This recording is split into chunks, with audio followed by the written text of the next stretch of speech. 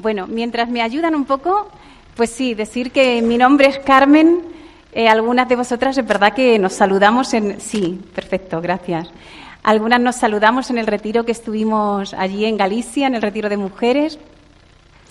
Y agradezco muchísimo la oportunidad que me habéis dado, a Pilar, al comité organizador, Vilma, que también hemos estado en contacto. Bueno, pues que me hayáis invitado. Siempre es un privilegio enorme conocer hermanas de otros lugares y sobre todo es una gran responsabilidad, pero también un privilegio enorme poder traer la palabra, cuando sabemos que la palabra que tenemos es la palabra digna de todo crédito.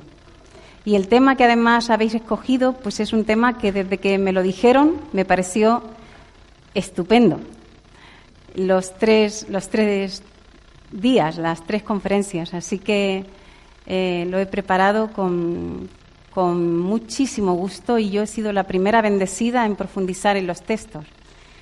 A lo mejor os estáis preguntando, ¿y de dónde eres? Porque cuando viví en Barcelona me decían si era de Venezuela o de Colombia o de... Bueno, en realidad soy de un pueblo de Córdoba, pero como he vivido en distintos lugares y me casé con un catalán, al final el acento ya no sabes de dónde eres. Pero eso también está muy bien, porque en definitiva somos ciudadanas de otro reino y me parece fenomenal cuando me dicen, ¿eres de otro lugar? Digo, sí, soy de otro lugar, pero de este también. Pues un placer estar con vosotras. Nos vamos a ir al texto que tenemos para esta tarde. Se encuentra en Primera de Corintios, el capítulo 1, desde el versículo 18 hasta el versículo 31. Como sabéis, el título de la primera predicación o exposición es La mujer sabia edifica su vida en Cristo. Y el subtítulo que pusieron las hermanas, Cristo, poder y sabiduría de Dios. Cristo, poder y sabiduría de Dios. Vamos a leer la palabra del Señor. Y dice así desde el versículo 18, porque la palabra de la cruz es locura a los que se pierden, pero a los que se salvan, esto es a nosotros, es poder de Dios. Pues está escrito, destruiré la sabiduría de los sabios y desecharé el entendimiento de los entendidos. ¿Dónde está el sabio? ¿Dónde está el escriba? ¿Dónde está el disputador de este siglo? ¿No ha enloquecido Dios la sabiduría del mundo? Pues ya que en la sabiduría de Dios el mundo no conoció a Dios mediante la sabiduría, agradó a Dios salvar a los creyentes por la locura de la predicación. Porque los judíos piden señales y los griegos buscan sabiduría, pero nosotros predicamos a Cristo crucificado. Para los judíos, ciertamente tropezadero, y para los gentiles, locura. Mas para los llamados, así judíos como griegos, Cristo, poder de Dios y sabiduría de Dios. Porque lo insensato de Dios es más sabio que los hombres, y lo débil de Dios es más fuerte que los hombres. Pues mirad, hermanos, vuestra vocación, que no sois muchos sabios según la carne, ni muchos poderosos, ni muchos nobles, sino que lo necio del mundo escogió Dios, para avergonzar a los sabios. Y lo débil del mundo escogió Dios para avergonzar a lo fuerte. Y lo vil del mundo y lo menospreciado escogió Dios, y lo que no es, para deshacer lo que es, a fin de que nadie se jacte en su presencia. Mas por él estáis vosotros en Cristo Jesús, el cual nos ha sido hecho por Dios sabiduría, justificación, santificación y redención, para que, como está escrito, el que se gloría, gloríese en el Señor.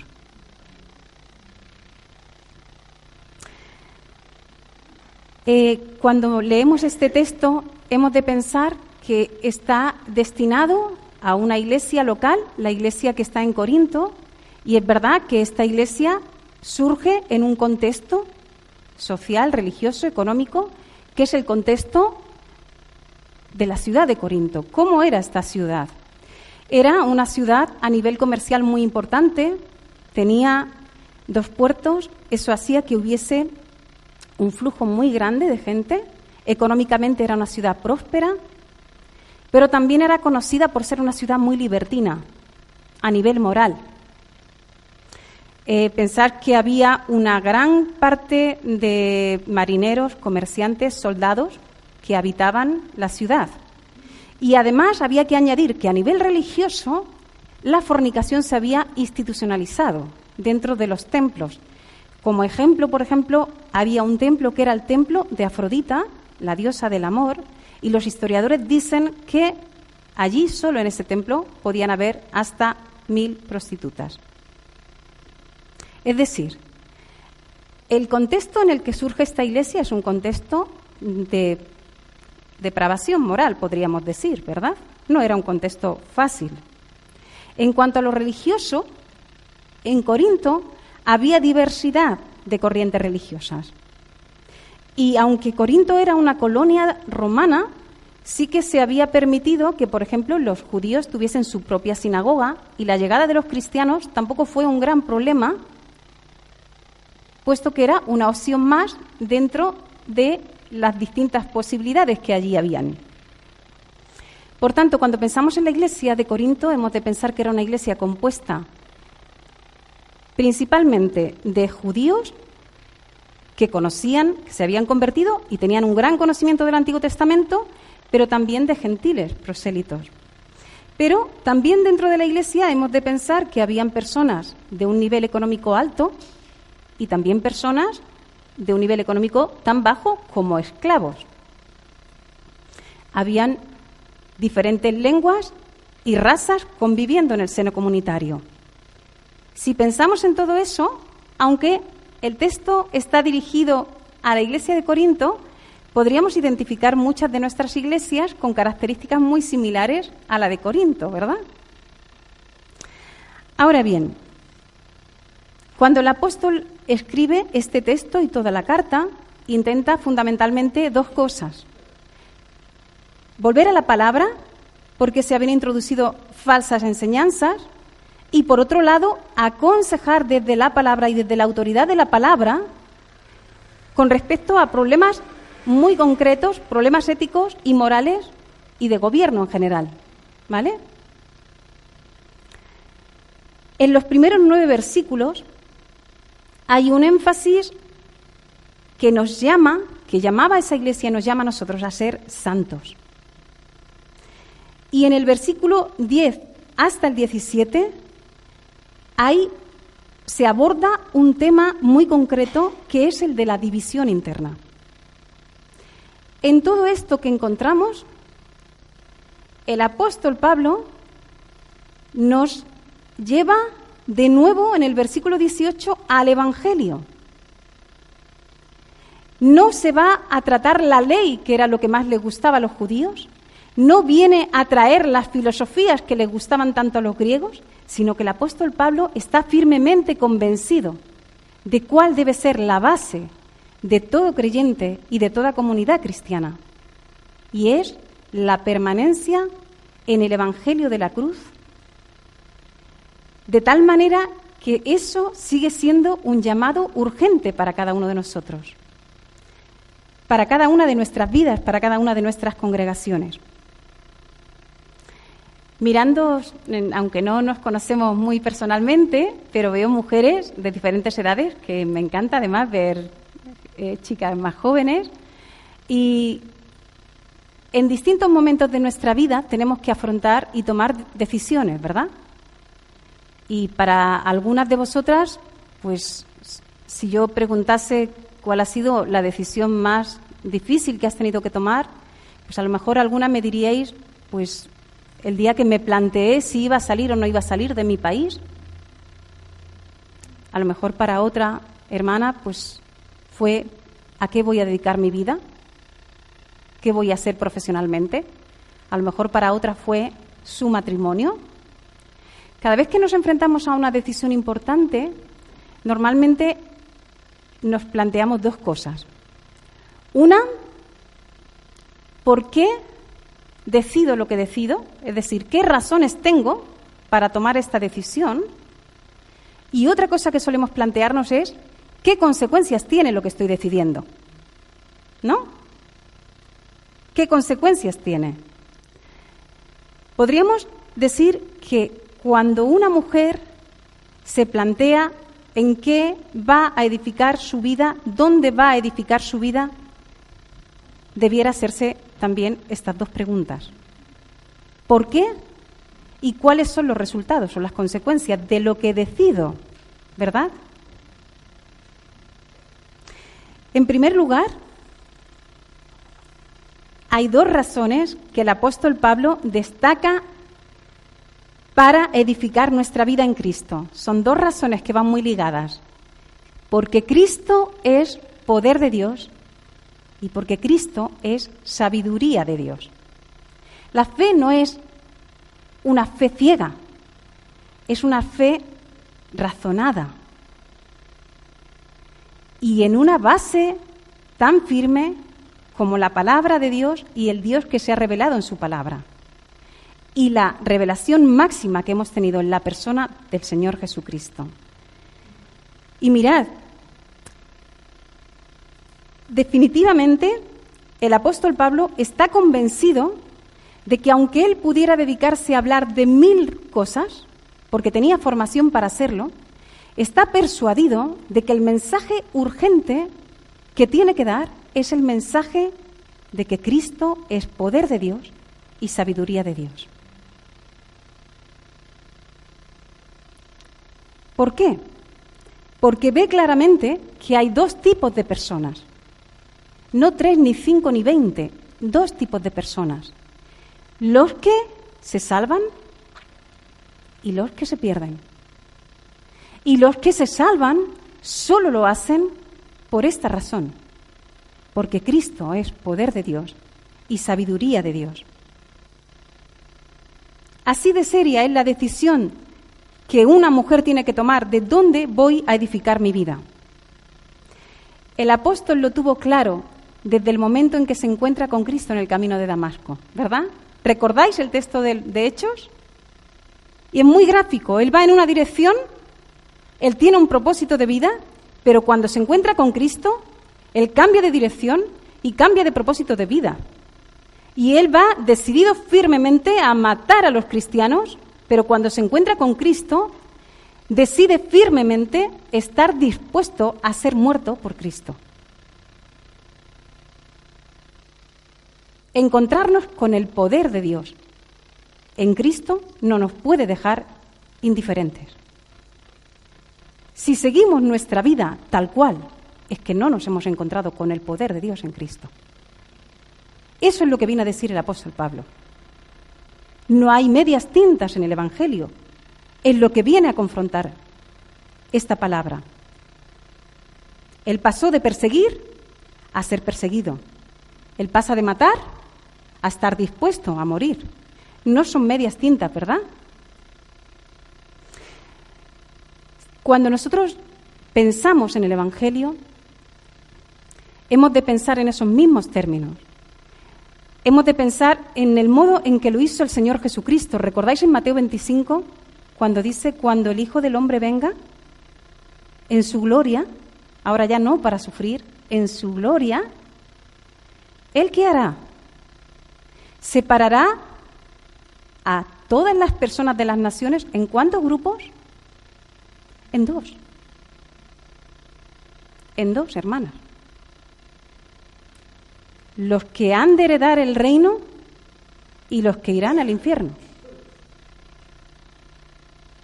Ese es el Evangelio de Cristo.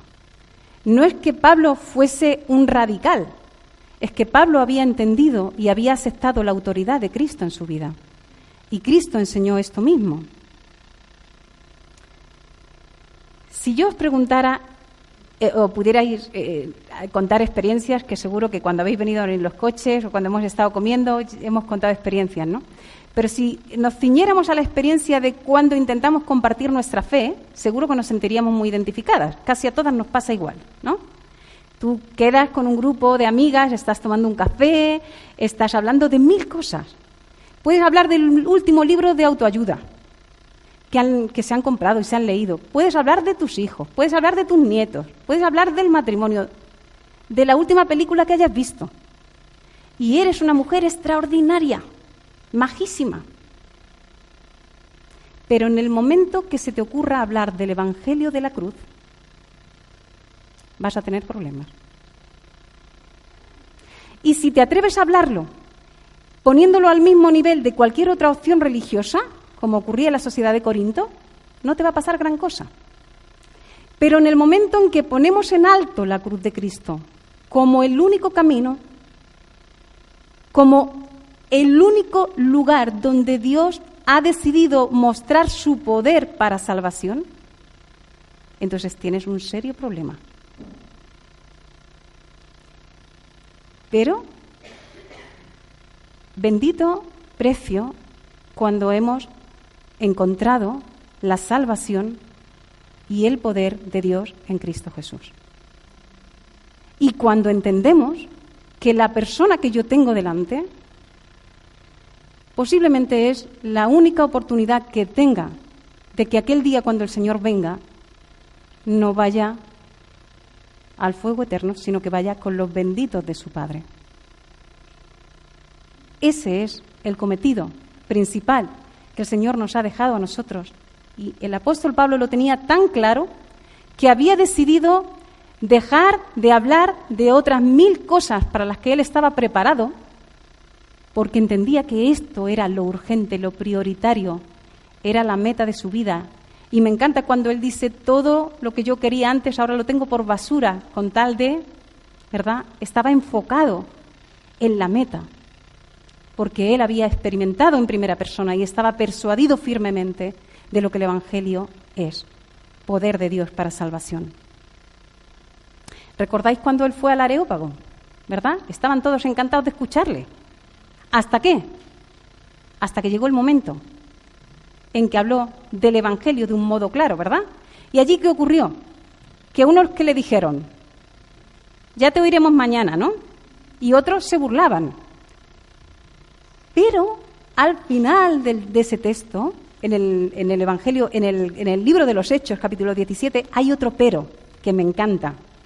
¿Lo recordáis? Dice, pero o más, depende qué versión tengamos, más algunos creyeron. Unos se burlaron, otros le dijeron, ya te oiremos, pero algunos creyeron. Y dice, entre ellos estaba Dionisio, Dámaris y otros con ellos.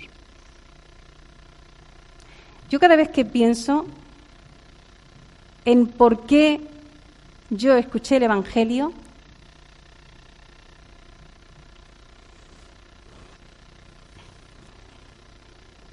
mis padres que me lo han contado muchas veces. Y la verdad es que cuando el Señor me llame a su presencia, yo tengo ganas de conocer a un hermano que sé que se llama Miguel Jiménez. No sé nada más de él. Pero fue una persona que creyó esto, firmemente. Y dejaba de vez en cuando su casa, cogía un tren y se iba a aldeas perdidas a predicar que Cristo es poder de Dios para salvación. Y muchos se burlaron y otros le dijeron, ya te oiremos. Pero mis padres creyeron y ellos transmitieron este Evangelio a sus hijos y ahora a sus nietos. Y este hermano no conoció nada de eso, solo conoció a 2 convertidos. Él no tenía la menor idea de cuánto el Señor iba a fructificar esta fe firme en que Cristo es poder de Dios.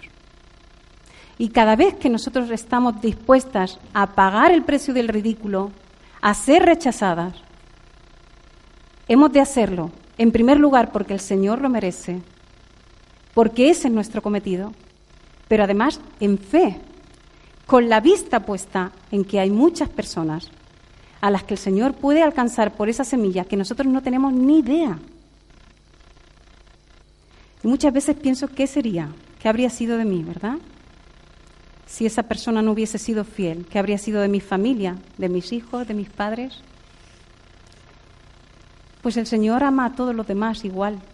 Igual que yo amo a mis hijos, el Señor ama a todas las criaturas. Y cada vez que yo tengo oportunidad de predicar el Evangelio, estoy llamada a serlo, con la firme convicción de que su palabra no vuelve vacía, aunque haya un precio que pagar.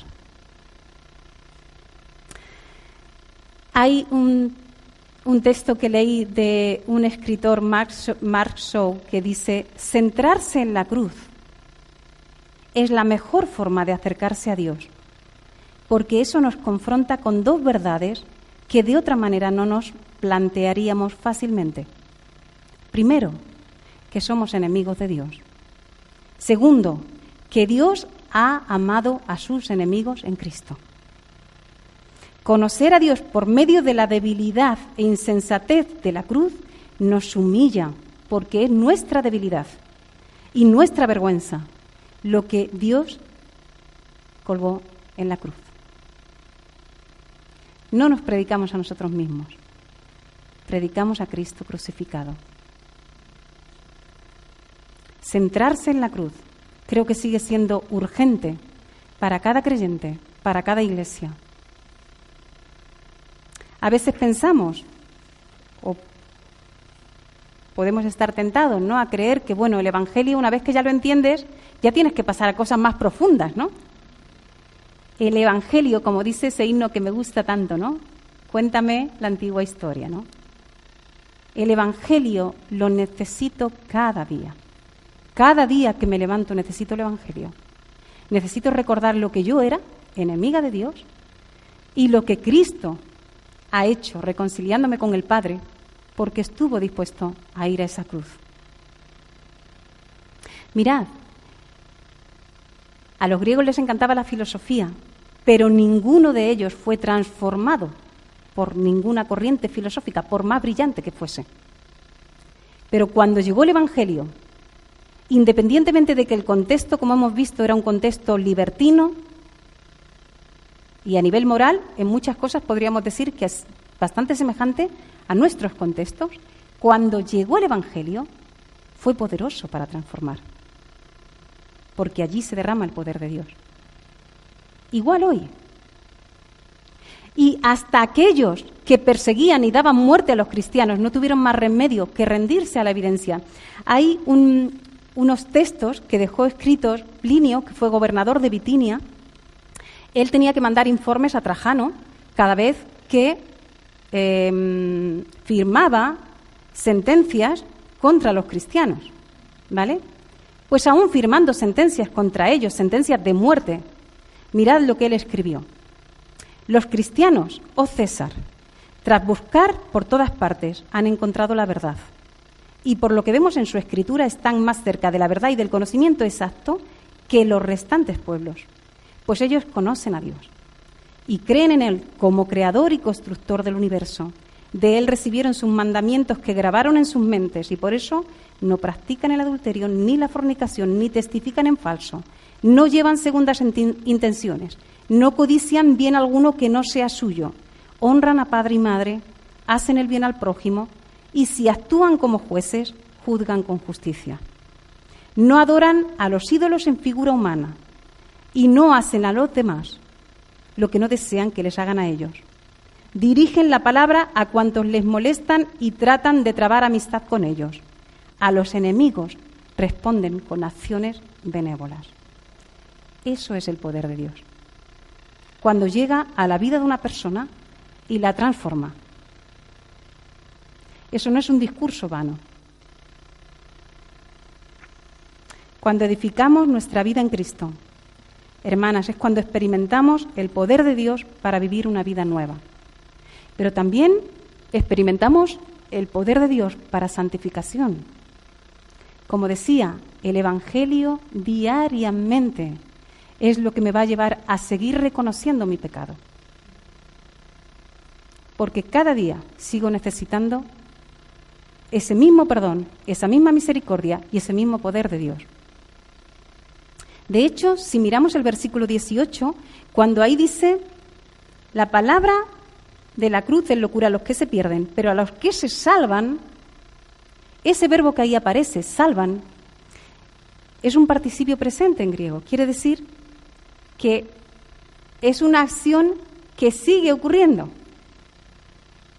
que el proceso de salvación sigue dándose en nuestras vidas, no en el sentido de que entonces no sé si seré salva, no, sí en el sentido de que esa obra de salvación sigue siendo necesaria y pertinente en mi vida cada día.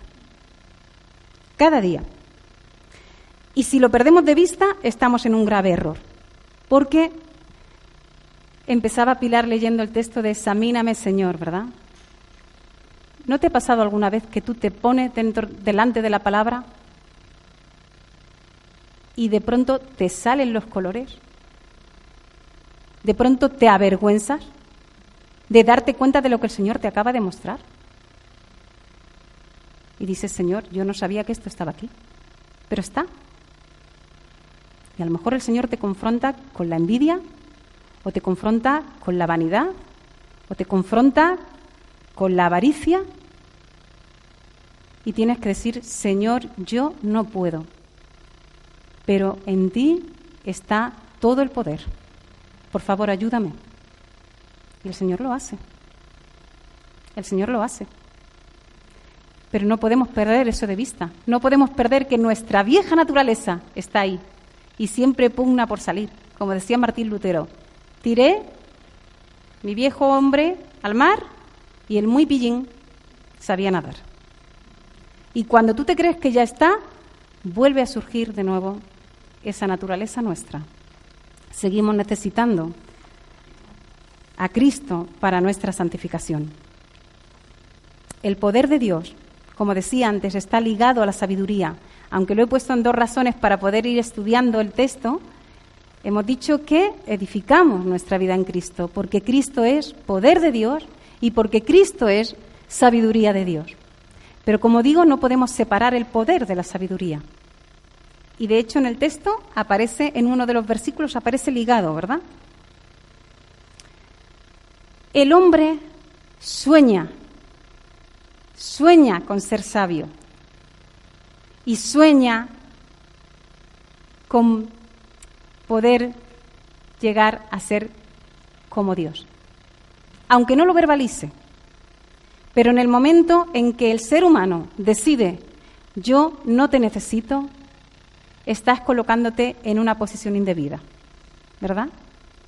Pero Dios anula y humilla la sabiduría del ser humano que se levanta con soberbia, y no solamente anula la sabiduría de los que le niegan con su boca, sino, como luego veremos, también de los que, aún confesándole con su boca, le niegan con su vida.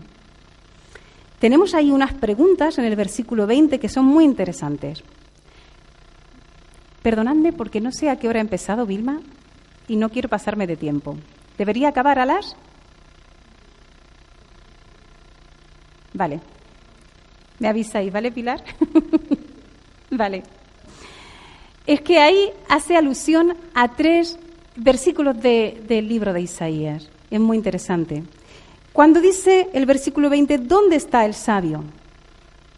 Se está refiriendo a la profecía que hace Isaías con respecto a Egipto, un país poderoso, un país que se creía autosuficiente, un país que estaba en soberbia.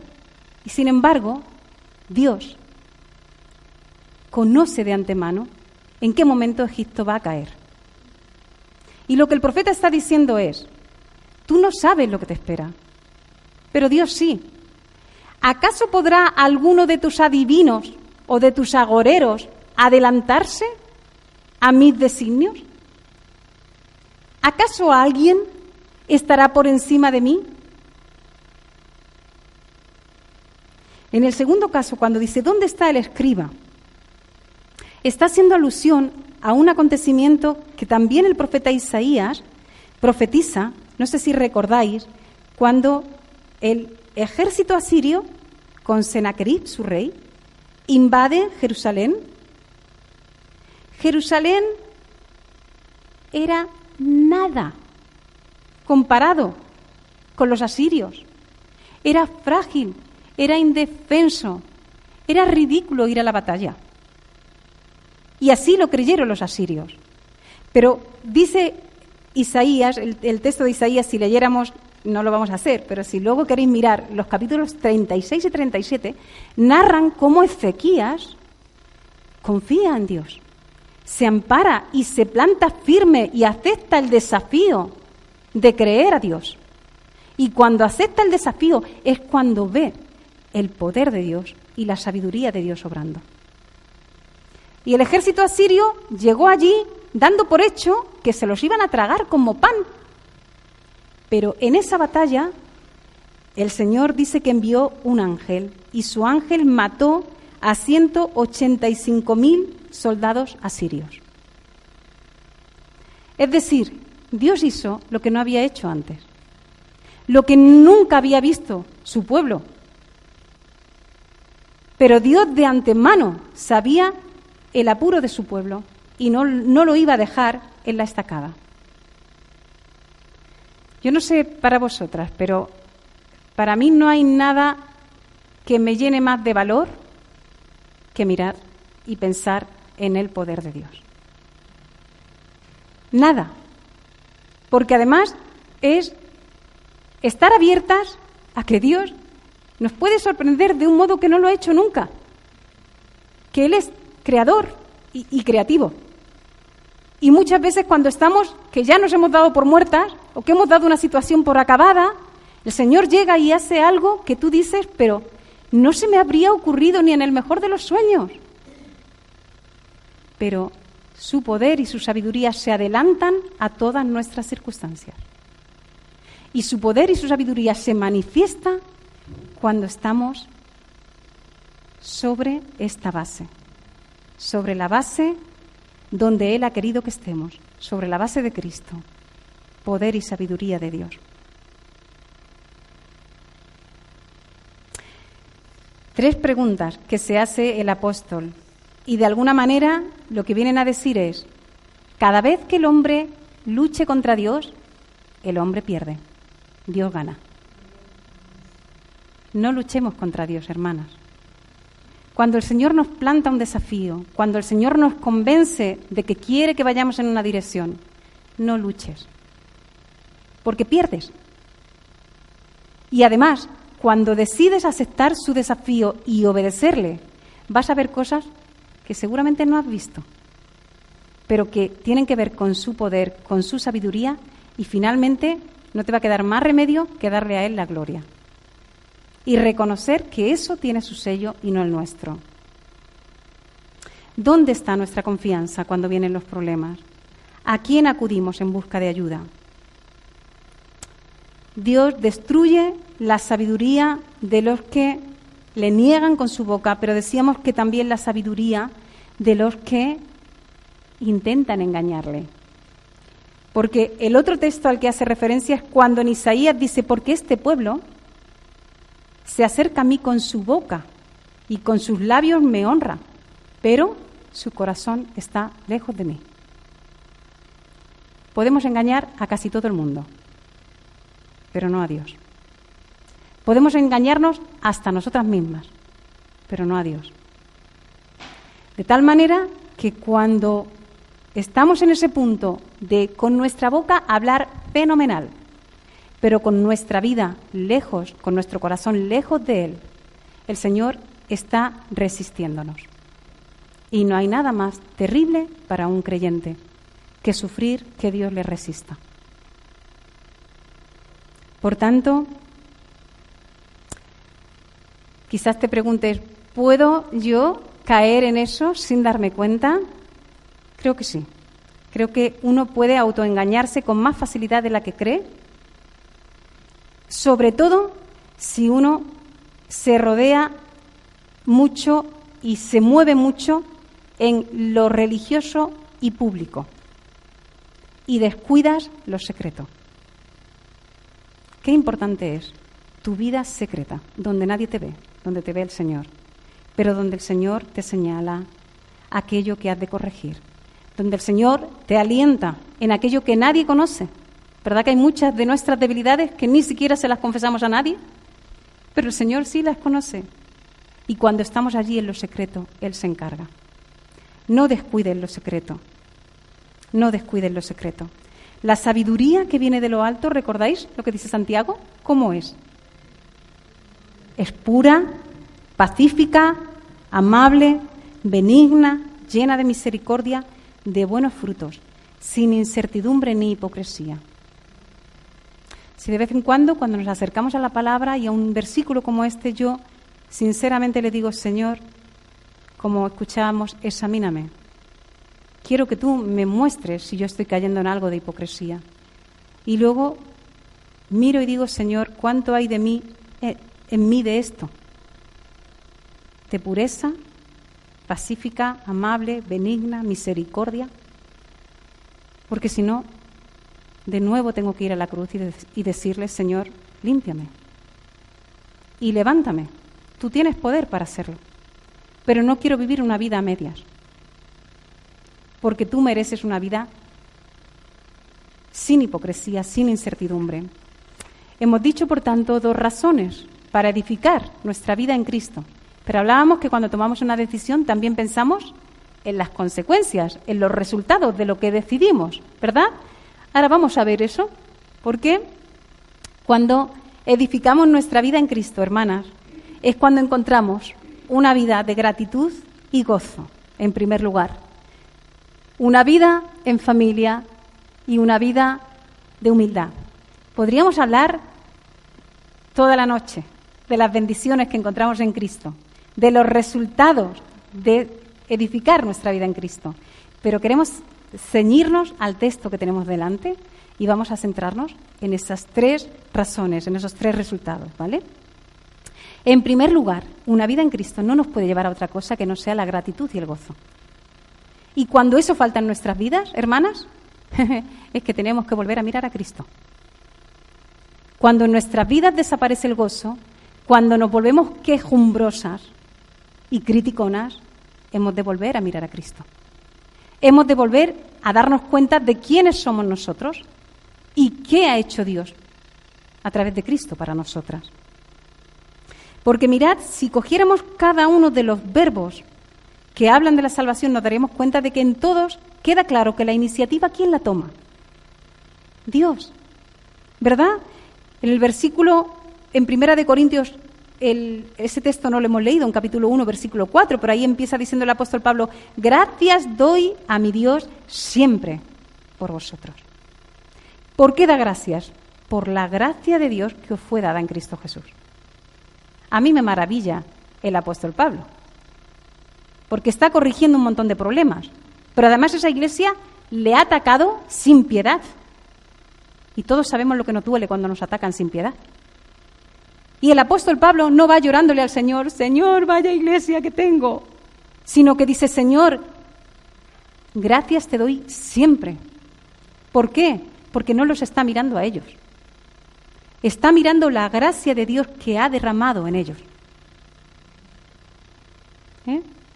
Está viendo la gracia derramada, porque en todo momento es Dios el que toma la iniciativa. Si miramos versículo 21, dice que agradó a Dios salvar a los creyentes. Si miramos versículo 24, dice, para los llamados. Si miramos versículo 27, porque nos llamó, porque nos escogió. Nadie puede llegar delante del Señor y decir, Señor, mírame, ¿a qué te gusto? Sino que cuando éramos enemigos de Dios, nos amó. Él tomó la iniciativa. Él decidió darnos un regalo que no merecíamos. Esa gracia suya fue. Hay una canción de Marcos Vidal que a mí me encanta, que dice, todavía no lo sé.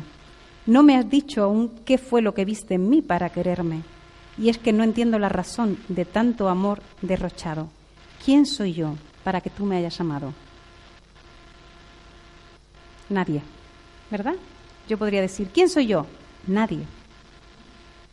Pero esto no se trata de mí, se trata de Dios, de un Dios lleno de amor y lleno de misericordia. Me acuerdo un día que tuvimos que acompañar a un chico que se había convertido y él tenía un juicio pendiente. Una noche que iba con más vino del debido, agredió a un policía. Y claro, salió el juicio y él ya había empezado una vida nueva, ¿no? Y decía, es que me van a condenar. No hay duda. O sea, si aquí todo el mundo lo tiene claro. El juez sabe que soy culpable, el abogado sabe que soy culpable, yo soy que soy culpable. Realmente no sé por qué entro ahí, si todos lo sabemos. Y yo decía, qué clarificador. Si los creyentes nos viéramos siempre así. Señor, yo sé que soy culpable. Mi abogado sabe que soy culpable. Tú sabes que soy culpable. Y sin embargo, yo salgo de allí declarada justa. ¡Qué maravilla! ¿No es maravilloso el Evangelio? Yo sé que soy culpable. Tú sabes que soy culpable.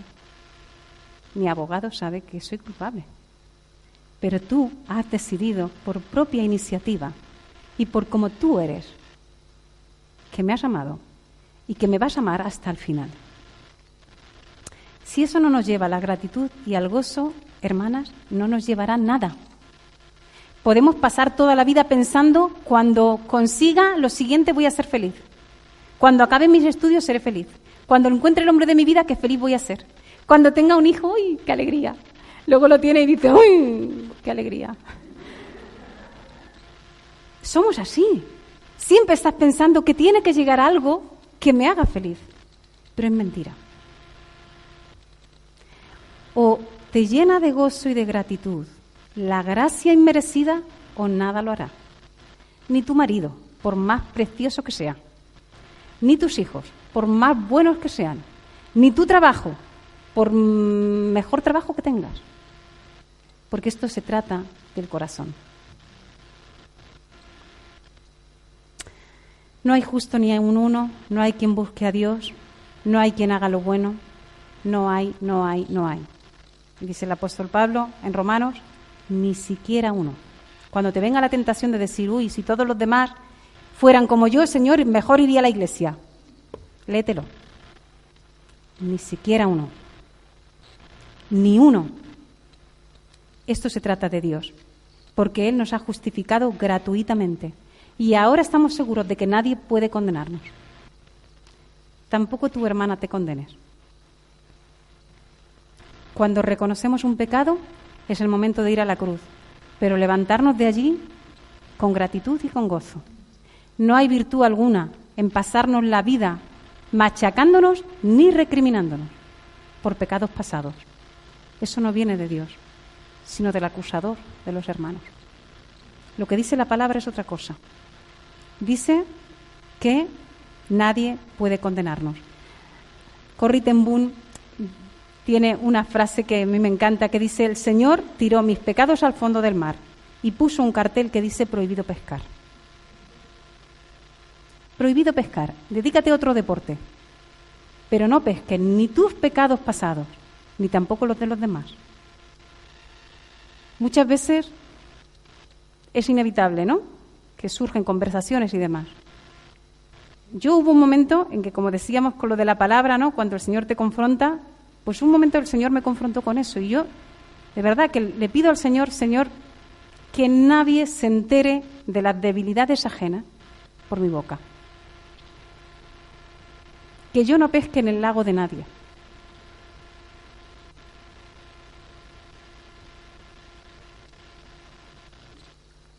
En segundo lugar, en Cristo hay una vida en familia. Y siempre decimos, qué bendición tan grande, ¿no? Yo estoy casada con un hombre, para mí, fabuloso, y él es hijo único. Y siempre, y nosotros, yo soy de una familia numerosa, nosotros somos 5.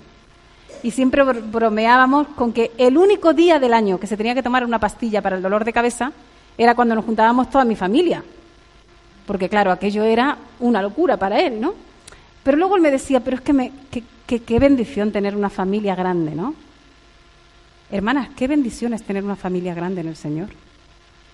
Qué bendición tan grande. Y qué pecado tan tremendo cuando no valoramos la bendición que tenemos en Cristo. Porque la familia de la fe es un regalo que viene como consecuencia de la salvación en Cristo. Me acuerdo una vez que organizamos unas jornadas interculturales y vino un profesor de la universidad que se dedicaba fundamentalmente al derecho de las minorías, ¿no? Y entonces él me decía, vosotros tenéis que luchar por integrar a las minorías. Y yo decía, es verdad. Y me decía, ¿pero lo hacéis? Digo, lo hacemos sin luchar. Y dice, pero es que me he enterado que en vuestra comunidad hay gente de muy diferentes lugares. Y yo digo, es verdad. Y entonces, ¿qué hacéis? Y nosotros decimos, y entonces yo le expliqué, mire usted, lo único que tenemos que hacer es practicar lo que creemos. Solo tenemos que practicar lo que creemos. En el Señor hemos recibido una familia. Todos hemos sido comprados por el mismo precio. El Señor es el que nos ha integrado y nos ha sellado con su Espíritu Santo a todos y nos ha dado la misma esperanza y esperamos juntos al mismo Cristo. ¿Es eso un esfuerzo? No, es un esfuerzo cuando dejamos de perseverar en el Evangelio y dejamos que nuestra vieja naturaleza, que nuestro egoísmo, que nuestro orgullo, que nuestra soberbia, que el yo tengo la razón, se ponga por delante de lo que Cristo ha hecho para nosotros. Entonces es cuando se convierte en algo difícil de llevar. Pero cuando estamos en Cristo, esto es algo que nos viene dado porque Él lo ha hecho. Él lo ha hecho. Y es muy fácil decir, uy, Señor, gracias por la Iglesia universal. Pero ¿y por la Iglesia local? Señor, gracias por mis hermanas, las de Vigo. Pero ¿y por las mías de Puerto Llano, que las veo todos los domingos? Eso a veces cuesta más, ¿o no? Porque me toca mi carne. Claro. Me confronta con aquello que me molesta. Me confronta con mi propio pecado. Me obliga a tener gracia, que la quiero para mí, pero me cuesta darla. Donald Carson dice, oh, vivir allá en el cielo con aquellos que amas, qué inefable gloria. Pero vivir aquí en la tierra con aquellos que aguantas, eso ya es otra historia. Y decimos, Señor, qué alegría en el cielo, pero ¿y mientras tanto? ¿Y mientras tanto? ¿Cómo tratamos con nuestras diferencias?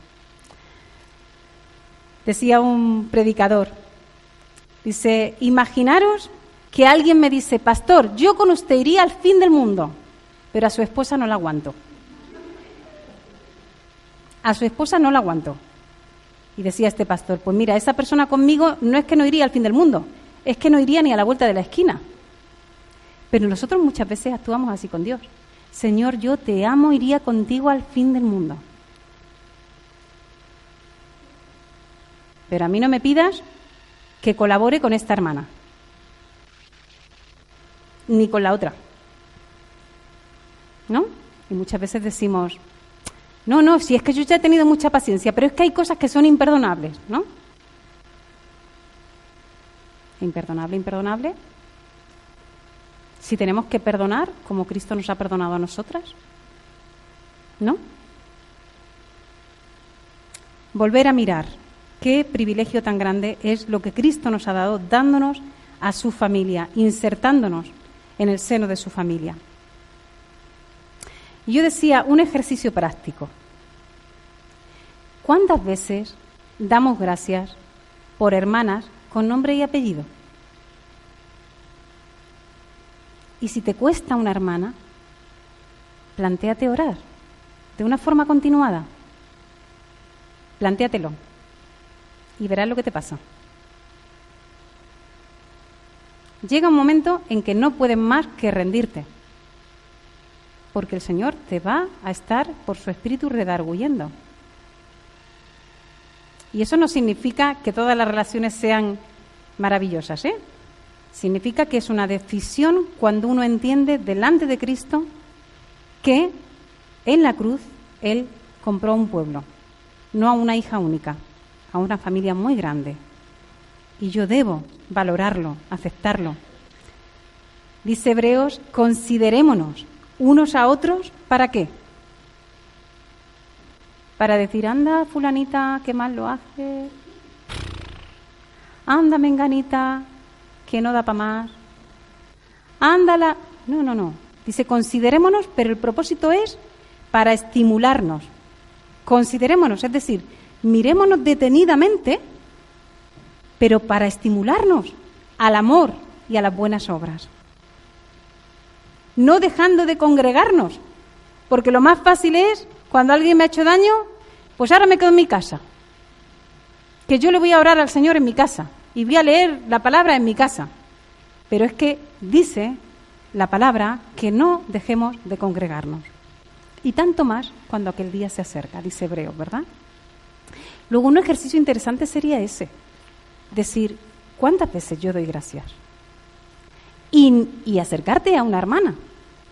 ¿Cuántas veces lo hacemos? De acercarnos y decir, hermana, gracias por la llamada de teléfono que me hiciste. Estaba mal y me ayudaste un montón.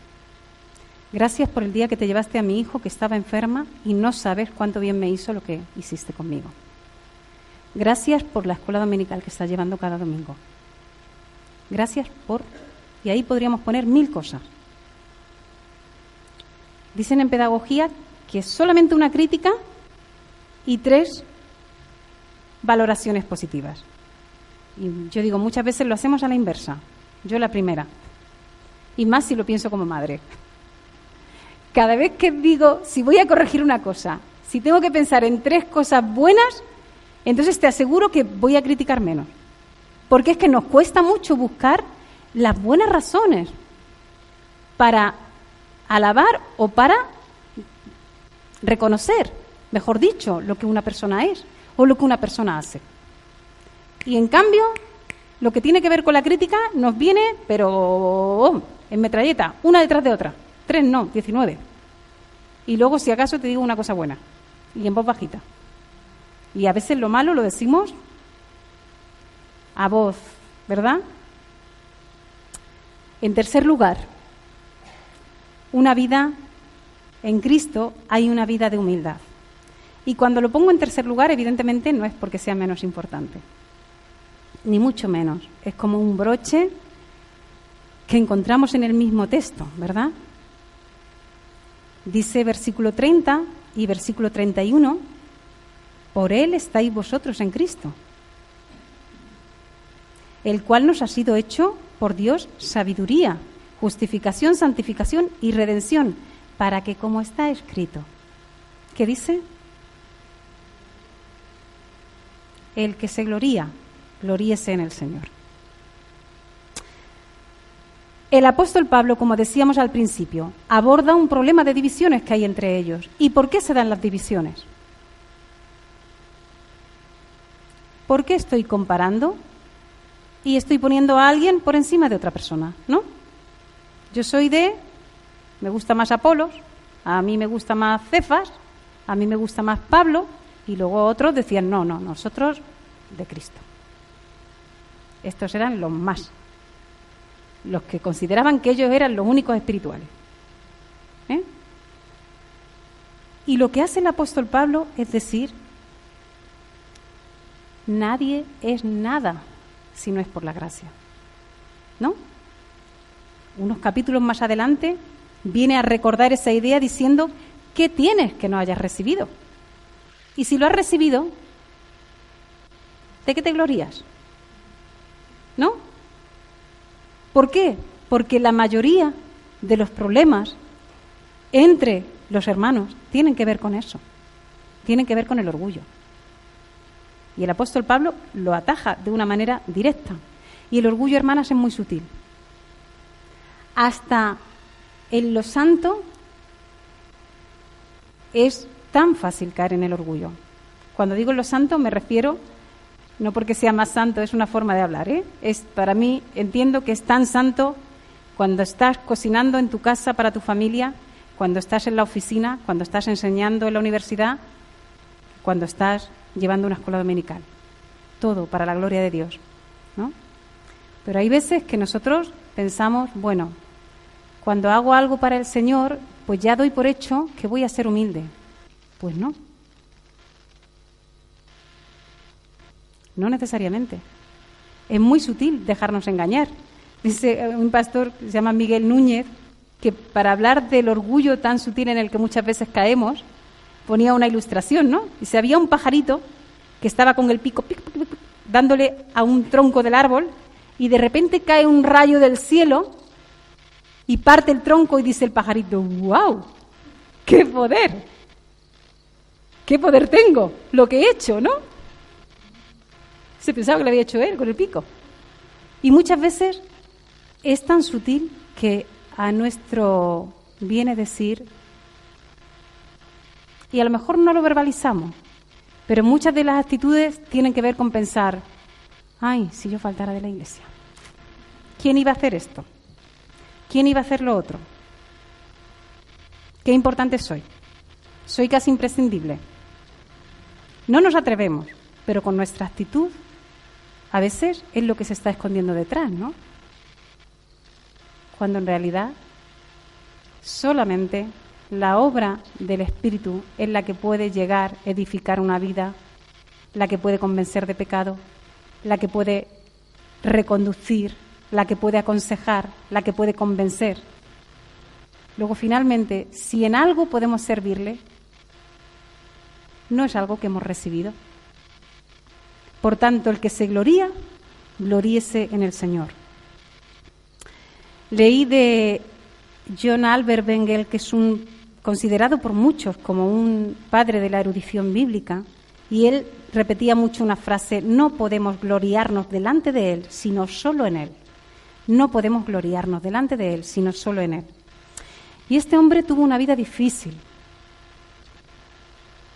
pero había aprendido a ver la misericordia de Dios. Él quedó huérfano muy pequeño y dice que Dios le dio la convicción de que él iba a ser su padre. Él tuvo la convicción de que Dios será mi mejor padre. Y él decía: cuando yo miro a mi juventud, solo veo un mar de misericordias. Yo pensaba, esa es la gratitud de la que hablábamos antes, ¿verdad? Muchas veces: Señor, si me hubieras dado otros padres.